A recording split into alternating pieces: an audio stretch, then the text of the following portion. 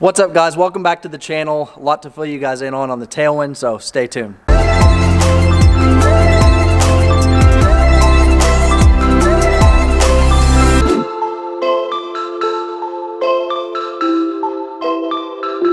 All right, guys, so I'm going to show you the Tailwind, show you the hangar.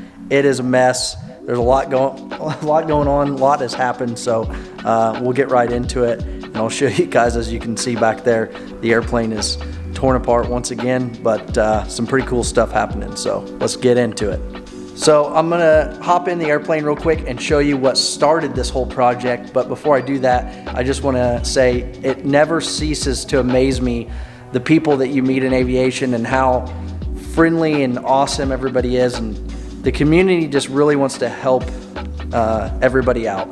And you know, it still blows my mind that this happened, but a really good friend of mine knew I was in need of this, and he came through and hooked me up just totally by surprise. And you know who you are. I'm forever grateful. You know, it's still unbelievable that this happened. So I'll jump in the airplane to show you what we're putting in and tell you about it. All right, so we'll head into the cockpit and I'll show you guys the main thing that spurred this whole project. And if you remember before, there was a ugly giant Cessna Navcom radio in this big hole, and now we have a brand new Garmin GTR 200 experimental comm radio and intercom.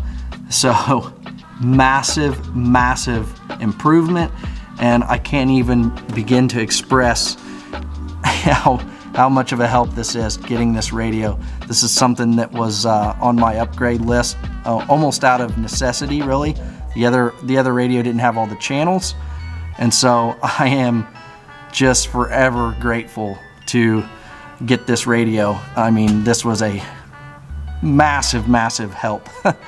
Everybody knows how expensive aviation can be, and you know, to get a hookup on a radio is unbelievable, really. So thank you to the person who helped make this happen. I am forever in debt to you. So I'll go into details now on the installation. So as you can see, most of the interior is out again, and that's because currently doing all the wiring. So the radio that was in there was never an intercom in the airplane. There was never a set of jacks for the co-pilot. So basically what that meant was I pretty much had to start over with wiring. There's really nothing there. And so one of the things, I'll go around to the other side. All right, guys, so first thing you'll notice here is this isn't mounted yet. Built a box. This will have the pilot and co-pilot headset and mic jacks in the top. So the plugs will be coming straight up. That's an improvement over what they had in there before, because the jacks that were in there before were actually on an angled plate that went down like this. So when you plugged in your headset, the cords came out this direction, which put them, they were always getting wrapped up on the trim handle, and I hated that. So we came up with this box, and they'll be pointing straight up, so hopefully that'll keep the cords out of the trim handle. While we're in there, I said, you know, I don't like the trim handle, so we reworked that. Don reworked it, actually.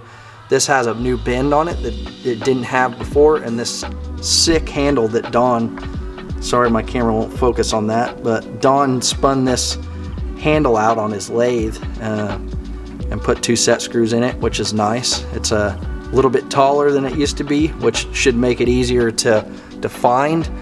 And the other thing is, that is basically full nose up trim. Because there's a new angle that we put on this is a lot better. So as you can see, if I can get this, it doesn't actually go behind the seat back. Prior to modifying this, the trim handle had to be clear back where this box was in order to get full nose up trim, which made it hard because it was in between the seats. It was just hard to get your hand back there when you were flying. And so with the new angle on the handle and a little bit taller handle, it was only about down here before, this is a lot easier to operate the trim, and you don't actually have to get your hand clear back stuffed in behind the seat backs to operate it. So those are going to be two very welcome additions. Hopefully this keeps the headset jacks and cords up out of the way, and the trim handle is a little bit easier to operate. Alright, so over here is the workbench where I've been doing the wiring harness. It's a mess right now. I'm about to finish up the harness here in a minute. But I'll take you back here and show you the control stick. So you'll notice there's a plate. I just painted this earlier, so I can't really touch it. But there's a new plate on there with 2 holes. So that gets 2 momentary push switches. And one of them will be a push to talk, obviously. The second one is going to be a remote functionality for the Garmin radio. So what I'll have is, I'll have push to talk in the first one. Second one will be a frequency swap from standby to active. So all I have to do is push a button on the stick, and I don't have to take my hands off the stick or throttle or anything to change frequencies from standby to active.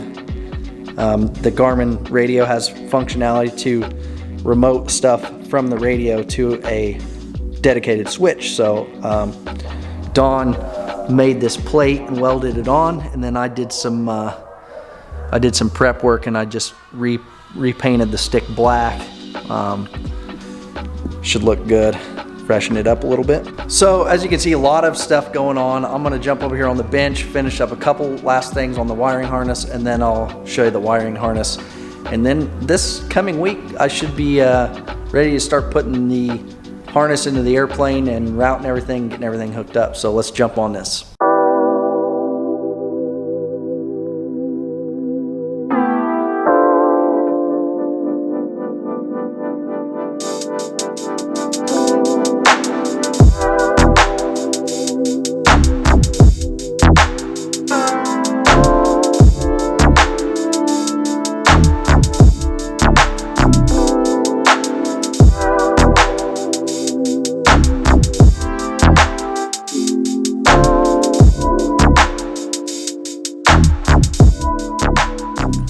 Alright, so finally the harness is built. I had to build this harness from scratch, and yeah, I'd like to say it was fun. It wasn't exactly fun, but I didn't mind it either.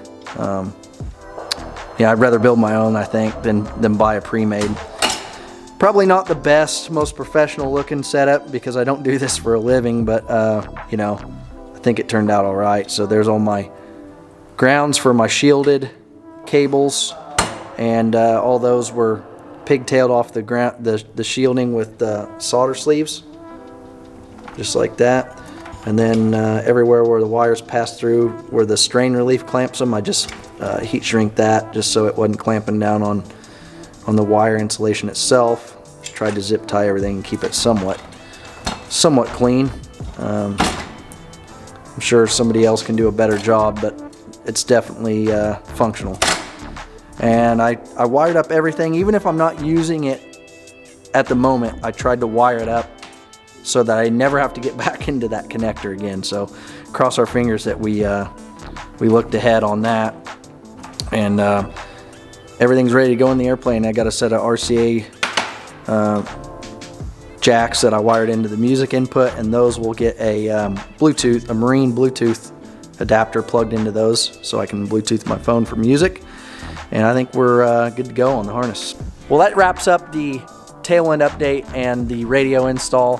Super stoked to get that finished up, and I'll have another video coming out once we get everything wired up, powered up.